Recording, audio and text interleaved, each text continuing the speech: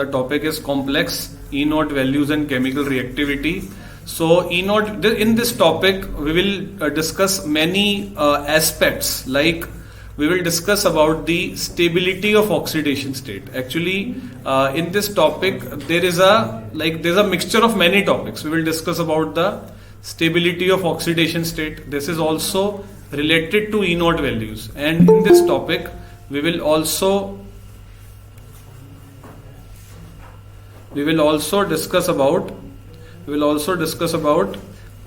strength of oxidizing and reducing agent. So this topic consists of these three subtopics or cluster or aggregates of these topics: strength of reducing and oxidizing agent. तो इस topic में ये तीन चार चीजें को एक साथ पढ़ा जाएगा, तो थोड़ा सा ध्यान से समझना कि ये क्या है. ठीक है, हर एक एस्पेक्ट को कवर करूंगा.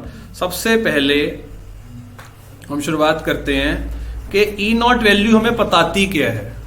E-naught वैल्यू से हमें क्या पता लगता है. अब ये चीज हम यहाँ क्यों पढ़ रहे हैं, जबकि ये टॉपिक जो है वो इलेक्ट्रोकेमिस्ट्री से था. देखो बेटा, इलेक्ट्रोकेमिस्ट्री जो है ना वो क्वांटिटेटिव बात करता है कि भाई कितना पोटेंशियल हुआ है ना, कितना डेल्टा जी हुआ, कितना ईएमएफ हुआ. यहां पर बात आती है कि उस वैल्यू के अंदर क्या क्या राज छुपे हैं. ठीक है ना. तो देखो क्या होता है, E-naught वैल्यू जिसको हम लोग रिडक्शन पोटेंशियल भी कहते हैं, उसको ना ऐसे जनरल फॉर्म में लिखा जाता है. ये E-naught वैल्यू है. This is called as E-naught value, और this is also called as reduction potential और स्टैंडर्ड रिडक्शन पोटेंशियल. इस वैल्यू में क्या क्या राज छुपे हैं, इस वैल्यू में क्या क्या इंडिकेशंस हैं, वो देखते हैं. जैसे देखो हम यहां पर लेते हैं केस नंबर 1 लेते हैं. हम लेते हैं एक एग्जांपल या केस 1 जहां पर ये रिडक्शन पोटेंशियल जो है ना वो नेगेटिव होता है. ठीक है ना. पहले नेगेटिव वाला लूंगा क्योंकि वो ज्यादा इंपॉर्टेंट है. नेगेटिव वैल्यू ऑफ E-naught, जब नेगेटिव वैल्यू होती है E-naught की, तो उससे हमें क्या क्या बातें पता लगती हैं. जैसे कि बेस्ट एग्जांपल जो मैं लेता हूं ना नेगेटिव वैल्यू का, वो होता है बेटे जिंक का रिडक्शन पोटेंशियल जो है वो क्या होता है, नेगेटिव होता है. जिंक का रिडक्शन पोटेंशियल क्या होता है, माइनस में 0.76. आपको याद बिल्कुल भी नहीं करना कि क्या होता है, लेकिन ये मैं आपको जरूर बोलूंगा कि आप इतना जरूर याद रखो कि जिंक का नेगेटिव होता है.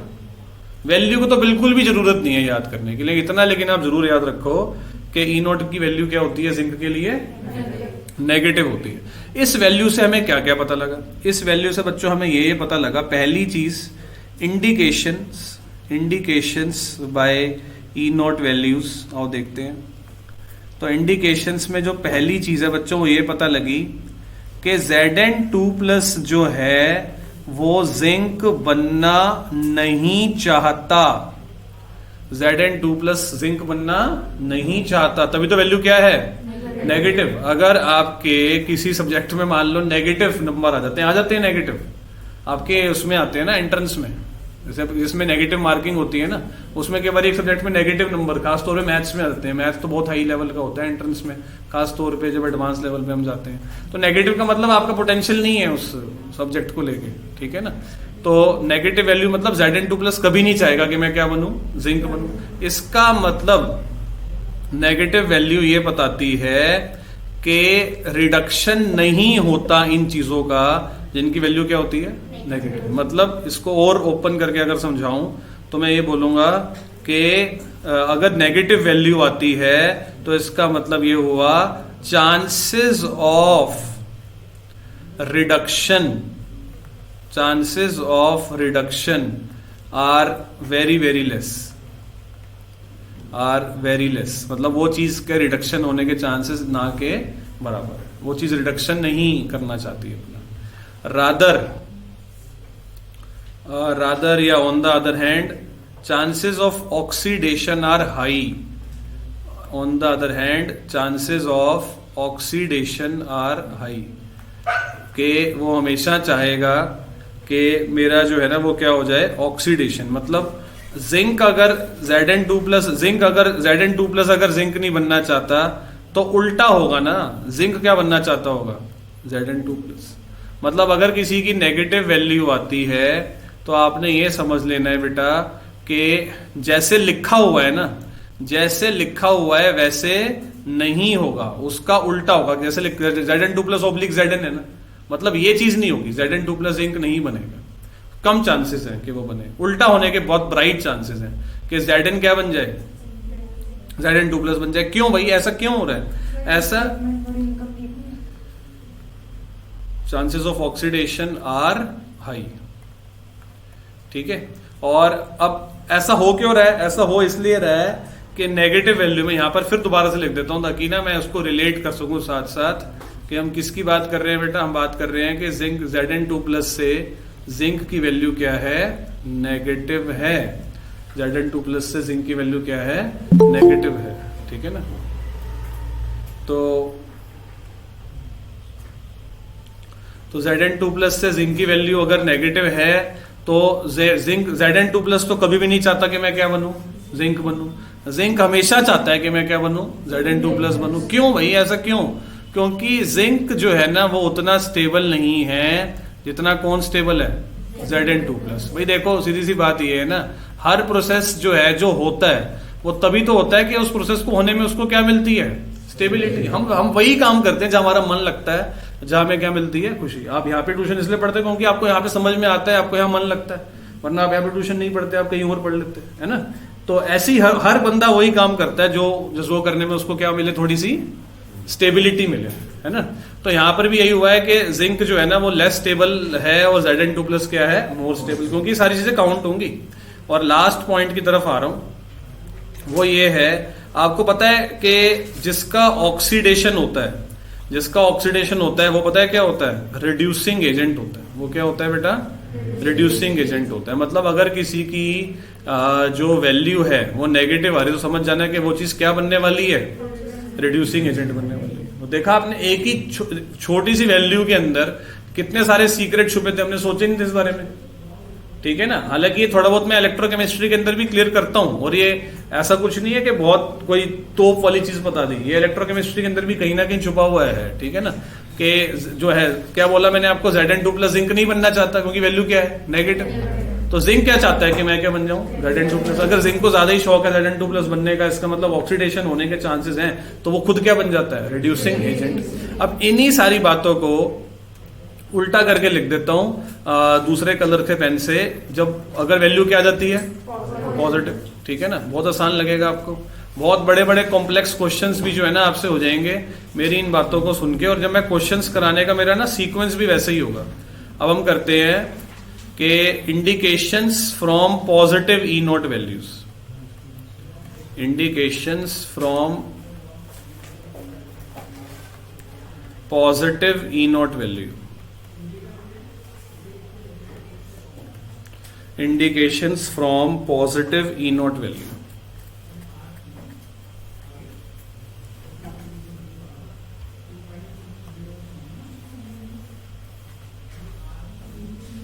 Indications from positive E note value में बेटा हम क्या बोलेंगे, indications from positive E note value. सबसे पहले तो ना ई नोट सबसे पॉजिटिव का बेस्ट एग्जांपल मेरे को कॉपर ही लगता है वैसे, ठीक है ना। तो कॉपर ही लगता है। यहाँ पर मेरे को कॉपर की वैल्यू कितनी है, पॉजिटिव में 0.34, ठीक है ना। वैल्यू से मुझे कोई मतलब नहीं है, हमें मतलब है किससे, पॉजिटिव से, है ना। तो इससे क्या क्या पता लगता होगा, इससे ये पता लगता होगा कि कॉपर 2 प्लस चाहता है कि मैं क्या बनूं, कॉपर बनूं। ये प्रोसेस हो जाएगा, यानी कि और कॉपर नहीं चाहता कि मैं क्या बनूं, कॉपर 2 प्लस बनूं। मतलब in the nutshell we can say that reduction is easy. अगर किसी की वैल्यू क्या आती है, पॉजिटिव, तो reduction is easy and oxidation is difficult, oxidation is difficult.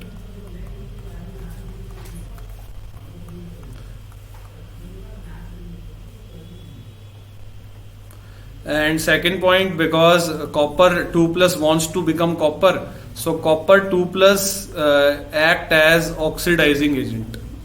Copper 2 plus act as oxidizing agent.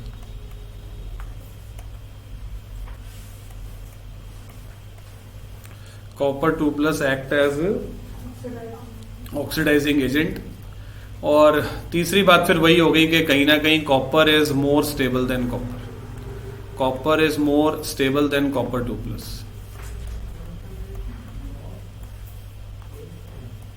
So these are the indications from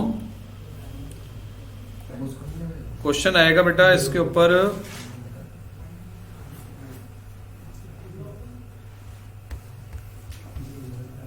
back exercise का ना 17th question बच्चों में एक बार देखते हैं। आज ये देखो बेटा जरा, 17th क्वेश्चन मेरा फेवरेट रहा है और ये बहुत ज्यादा एग्जाम्स में आया है और ये ना इस बार आने का भी परफेक्ट कैंडिडेट है। मैं आपको बताता हूँ ना, मेरे पास एक तरीका है कि कैसे पता लगता है कि पेपर में ये क्वेश्चन आने के बहुत चांसेस हैं। जितने भी डी ब्लॉक चैप्टर के अंदर पार्ट्स वाले क्वेश्चन है ना, वो 100% उन्हीं में से ही आएगा। ये मेरी आपको एक जिसे कहते हैं ना 100% की गारंटी है, पुराना एक्सपीरियंस है। ये देखो, ये क्वेश्चन ना 2 पार्ट्स वाला है और एक परफेक्ट कैंडिडेट है पेपर में आने के लिए। ठीक है, तो इस क्वेश्चन को कैसे करेंगे? First I think you just read this question what they have given us. उन्होंने ना हमें क्रोमियम की, मैंगनीज की, आयरन की 2+ वाला पोटेंशियल भी दिया हुआ है और 3+ से 2+ वाला पोटेंशियल भी दिया हुआ है। बीच में लाइन डाल देता हूं मैं। कहते हैं आप ना कुछ कमेंटिंग करो इसको, डाटा को पढ़ के, डेटा को पढ़ के कुछ कमेंट हो। जैसे कि आप कंपेयर करो कि Fe3+ की स्टेबिलिटी का कंपैरिजन करो किससे? क्रोमियम 3+ से और मैंगनीज 3+ से। अब और दूसरा जो इन्होंने बोला है कि कितना आसानी से आयरन का ऑक्सीडेशन होता है as compare to similar process for either chromium और मैंगनीज।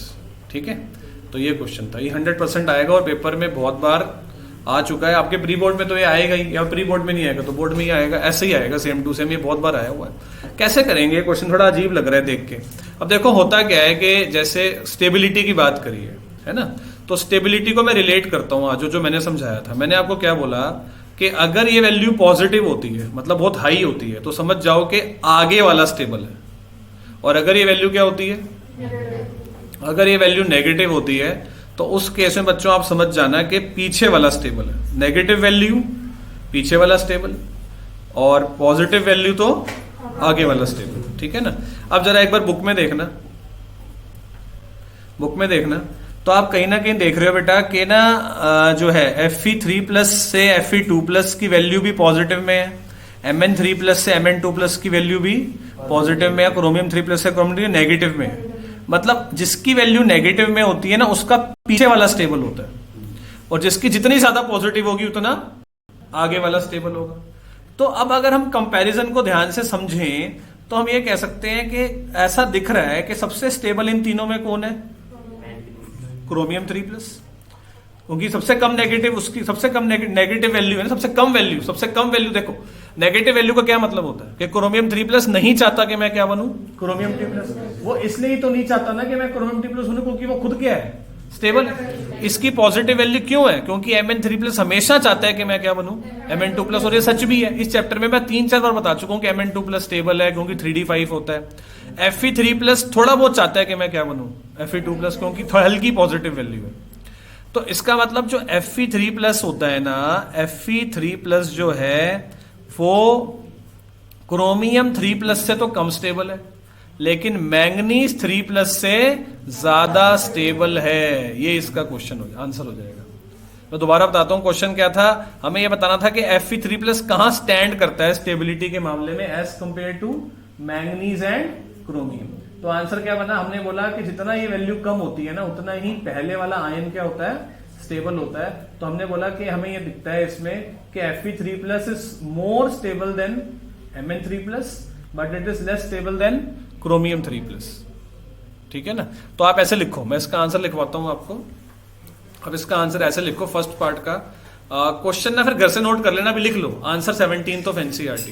तो आंसर नंबर 1 में आप लिखो कि lower the reduction potential, lower the E0 M3+ से M2+, मतलब कोई भी metal, greater the stability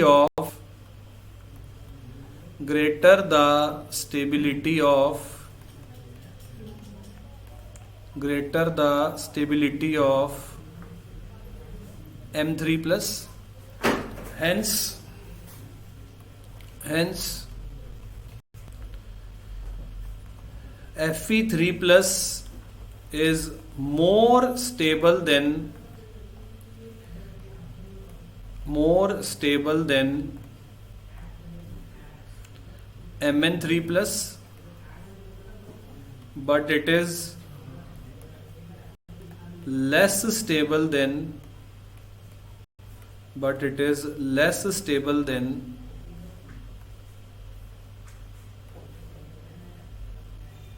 chromium 3 plus, but it is less stable than chromium 3 plus. Sir Fe2 plus और Mn2 plus में से कौन सा ज्यादा होगा?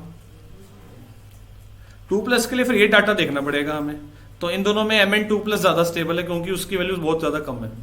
तो जैसा आप कहते हैं कि राइट वाला स्टेबल होगा पॉजिटिव में, तो हाँ तो कंपैरिजन चल रहा है ना फिलहाल तो बात ही 3 प्लस की हो रही है 2 ना। प्लस की पूछ रहा हूं वैसे Fe2 plus और Mn2 2 प्लस की अगर बात करेंगे तो फिर ये वाला डाटा देखना ना,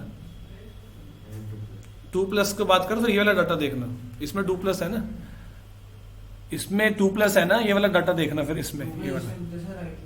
लेकिन बात ये है ना कि इसमें मतलब ये देखा करो, अब इसमें ये भी कंक्लूजन है कि जैसे अगर आयन की स्टेबिलिटी हो तो पीछे वाला देखा करो, ज्यादा बेटर रहता है। अगर आपको आयन्स की स्टेबिलिटी चेक करनी है ना तो पीछे वाले की देख लो।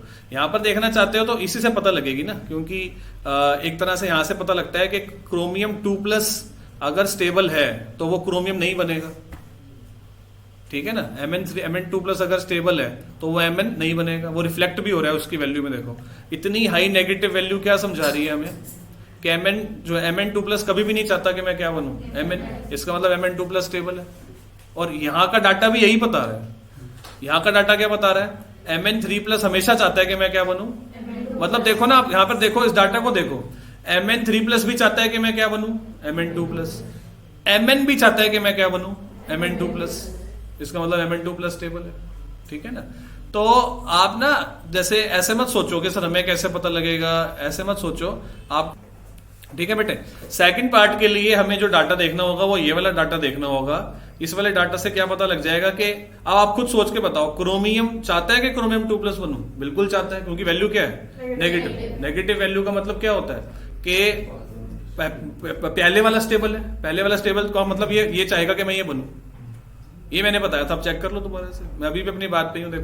देखो ये वैल्यू जो है वो अगर नेगेटिव आ रही है तो मैंने क्या बताया था, नेगेटिव वैल्यू का मतलब ये चीज चाहती है कि मैं इसमें कन्वर्ट हो जाऊं, है ना।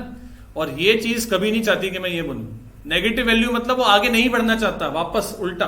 अब ऐसी तरह यहां देखना, क्रोमियम की वैल्यू नेगेटिव है, इसका मतलब क्रोमियम हमेशा चाहता है कि मैं क्या बनूं क्रोमियम 2 प्लस। और मैंगनीज की सबसे ज्यादा नेगेटिव है, तो मैंगनीज में सबसे ज्यादा एबिलिटी है क्या बनने की। मतलब इन तीनों को अगर एक जगह रख दिया जाए, क्रोमियम को, मैंगनीज को और आयरन को, और ऑक्सीडेशन करने की अब स्पीड देखी जाए, सबसे पहले कौन कर जाएगा मैंगनीज, फिर कौन कर जाएगा, फिर कौन करेगा Fe। तो उन्होंने बोला था कि आप कितनी आसानी से आयरन ऑक्सीडाइज हो जाएगा एज कंपेयर टू क्रोमियम और मैंगनीज। हम बोलेंगे आयरन सबसे मुश्किल से ऑक्सीडाइज होगा, आयरन सबसे मुश्किल से ऑक्सीडाइज होगा। तो इसका आंसर मैं बना देता हूं बेटे। ऑनलाइन स्टूडेंट्स आपको समझ आ रहा है क्या? यस सर, आ रहा है। थोड़ा कॉम्प्लेक्स है टॉपिक, लेकिन मैं आपको बता रहा हूँ इस पैटर्न से मैं कराऊंगा ना आपको, जिस मतलब मेरे को पता है कि इस टॉपिक पर कहाँ क्वेश्चन बैठा हुआ है, इसलिए मैं आपको बहुत अच्छे से चीज क्लियर करा सकता हूँ। That I am very very confident about that. तो इधर देखो जरा कि यहाँ पर मैं क्या लिखूंगा, यहाँ पर मैं सेकंड पार्ट के आंसर के लिए लिखूंगा, lower the E not M2 plus से M, easier the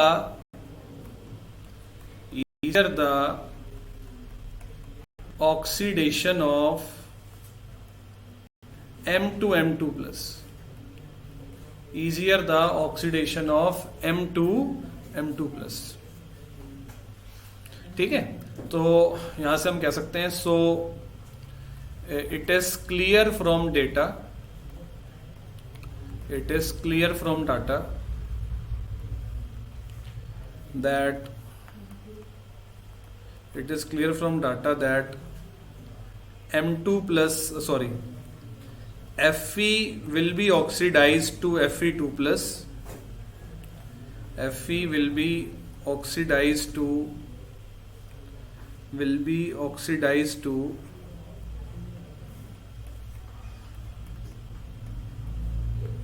Fe2 plus with least ease,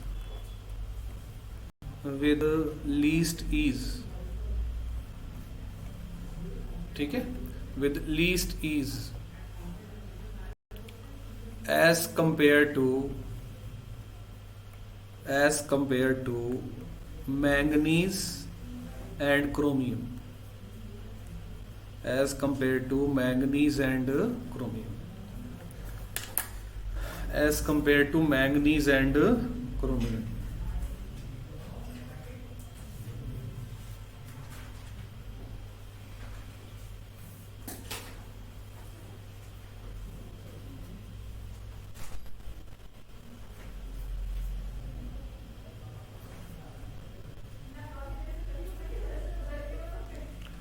ठीक है, तो एक तो क्वेश्चन बच्चों ये था, और ढूंढे, और जो हमें मिलेंगे ना बेटा वो मिलेंगे हमें कुछ सॉल्व एग्जांपल्स मिलेंगे, ठीक है। तो और देखते हैं कि सॉल्व एग्जांपल्स में ढूंढते हैं बच्चों। ये क्वेश्चन है which is stronger reducing agent, chromium 2+ और Fe2+ एंड वाई। तो इसको कैसे पता लगाते हैं, इसमें ना वैल्यूज वैसे गिवन होनी चाहिए, और क्रोमियम 2+ अगर चाहता है कि मैं क्रोमियम 3+ बनूं, या Fe2+ चाहता है कि मैं Fe3+ बनूं, देखना ये है कि दोनों में से कौन सा ज्यादा जो है वो अच्छे से चाहता है कि मैं किस में कन्वर्ट हो जाऊं, अपने हाइयर ऑक्सीडेशन स्टेट में। तो मुझे जरा आप ढूंढ के बताओ, वो डेटा हम एक बार चेक करते हैं जो अभी हमने, अब ये शर्मा 1 2 3 वो नहीं लेते भाई। तो अब ये डाटा हम चेक करते हैं बच्चों, और देखते हैं कि कौन जो है वो देख जाता है। तो एक बार जरा वापस उस क्वेश्चन पे जाना चाहता हूं मैं, जो क्वेश्चन में अभी हम करके आए थे, वहां ना वैल्यूज गिवन थी, मेरे को भी अब याद नहीं है ना ऐसे। तो अब देखते हैं कि क्रोमियम 2+ से क्रोमियम, देखो ये डाटा है बच्चों हमारे पास, क्रोमियम 2+ से क्रोमियम 3+ की वैल्यू माइनस में 0.4 है, और Fe3+ से Fe2+ की वैल्यू क्या है, प्लस में 0.8। इसका मतलब क्लियरली ये क्या है, स्ट्रॉन्ग रिड्यूसिंग एजेंट। नेगेटिव वाला रिड्यूसिंग एजेंट होता है, नेगेटिव वैल्यू वाला क्या होता है, रिड्यूसिंग एजेंट होता है, ठीक है ना। तो chromium 2+ has a very high ability to change into chromium 3+, ठीक है ना। तो इसका मतलब क्रोमियम 2+ इज नॉट, मतलब उसके फिलहाल उस आंसर पे चलते हैं। वो क्वेश्चन क्या था हमारा, वहां पर मैं डाटा भी लिख दूंगा। क्रोमियम वाले की वैल्यू कितनी है, माइनस में 0.4। आवाज लैग कर रही है आपकी, है क्या कह रहे हो बेटे, आपकी साइड से कट आवाज लैग कर रही है आपकी। तो आई एम नॉट वेरी मतलब like I am not 100% sure कि वैल्यूज गिवन होंगी कि नहीं होंगी। फिर आप ना, मतलब आपको वैल्यू याद करने की जरूरत भी नहीं है, ठीक है ना। थोड़ा सा इसमें दिमाग में रख लो, नहीं करनी पड़ेगी वैल्यू, है ना, इस क्वेश्चन के लिए करनी पड़ेगी। क्रोमियम 3+ से क्रोमियम 2+ की वैल्यू कितनी थी, माइनस में 0.4, और दूसरी वैल्यू क्या थी, पॉजिटिव 0.8। बाकी मेरे पास एक ट्रिक और भी है, वो मैं आपको ना बताऊंगा। E0 यहां पर क्या लिखना है बेटा, Fe3+ से Fe2+ की वैल्यू वो कितनी थी,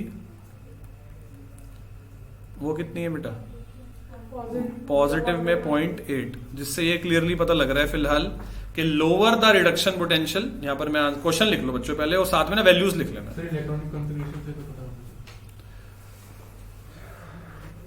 उससे भी पता लगा सकते हैं कैसे, ज्यादातर केसेस के अंदर क्या होता है बच्चों, ये ऐसे स्प्लिट हो जाते हैं, ये मैंने बताया था आपको ऐसे, ठीक है ना।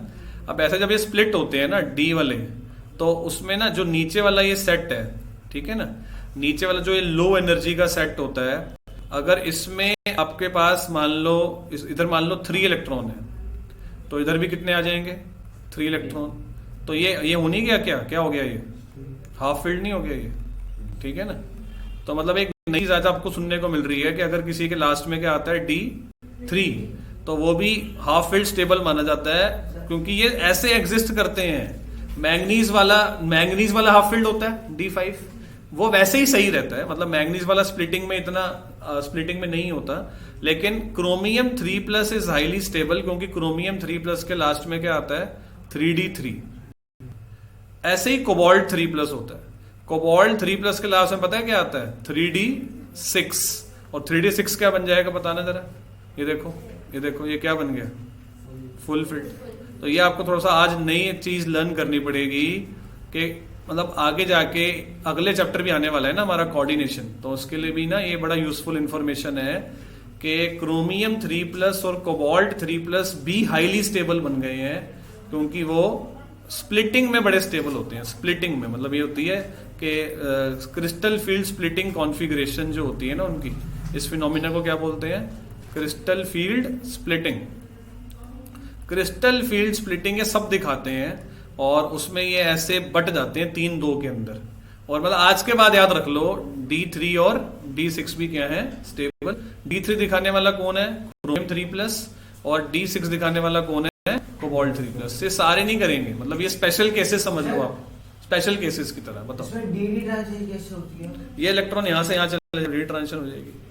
इसमें वहां पे भेजेंगे। हाँ ठीक है। तो अब ये जो है बच्चों याद रखना आज के बाद कि क्रोमियम 3+ बहुत स्टेबल है। वो किस लिए? क्योंकि वो D3 में रहता है और D3 जो है हाफ फील्ड होता है, और कोबाल्ट 3+ भी बहुत स्टेबल है D6 के लिए। ठीक है, फिलहाल इसका आंसर लिख लो। इसके 2 आंसर लिखवा रहा हूं। क्वेश्चन क्या था पहले ये नोट करना है, किसी को नोट कर रहे हो? ठीक है बेटा। तो अब देखो ये था जो है वो हाफ फील्ड और फुल फील्ड का कॉन्सेप्ट, नया कॉन्सेप्ट। 3D3 और D6 भी क्या होते हैं? स्टेबल होते हैं। ठीक है, तो फिलहाल इस क्वेश्चन का आंसर लिखते हैं बेटा। क्वेश्चन का आंसर ये है कि क्रोमियम 2+ और Fe2+ में से ज्यादा स्टेबल कौन है?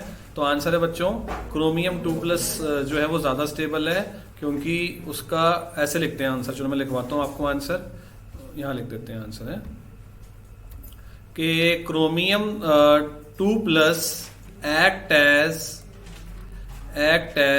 stronger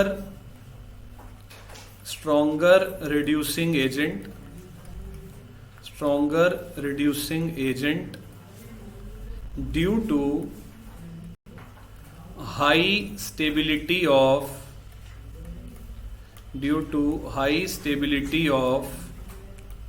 chromium 3+, due to high stability of chromium 3+. Chromium 2+ to chromium 3+ is very easy.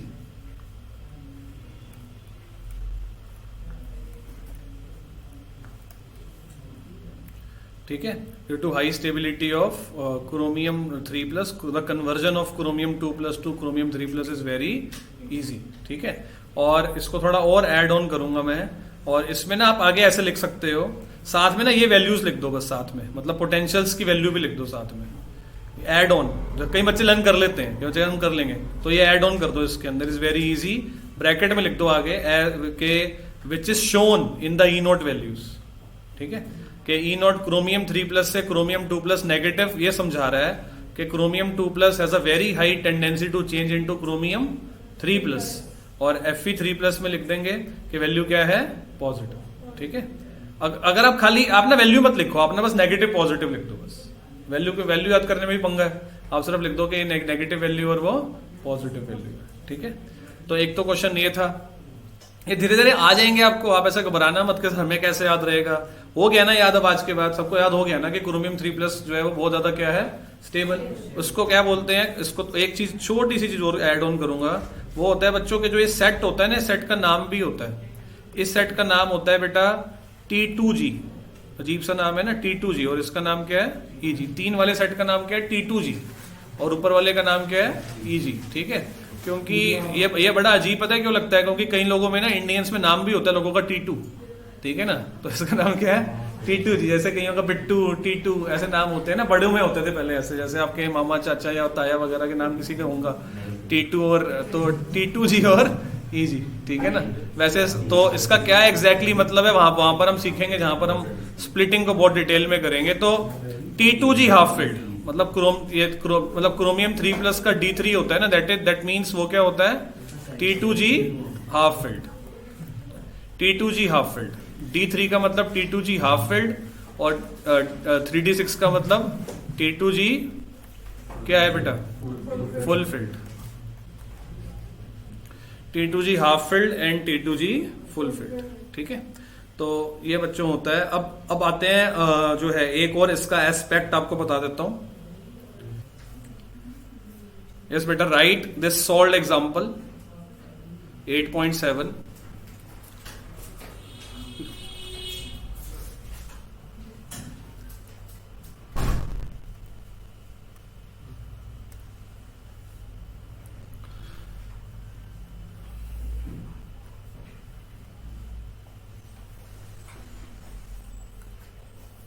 ना चाहिए, थोड़ा सा हम अपने इसमें ऐड ऑन कर देते हैं।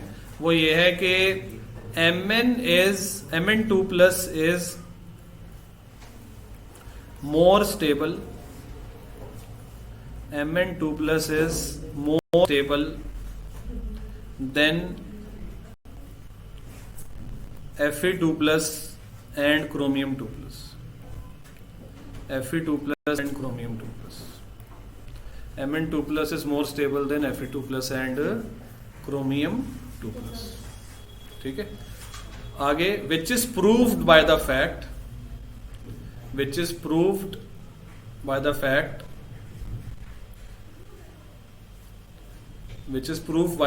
that, आगे से ये कंटिन्यू कर लेना है यहां तक।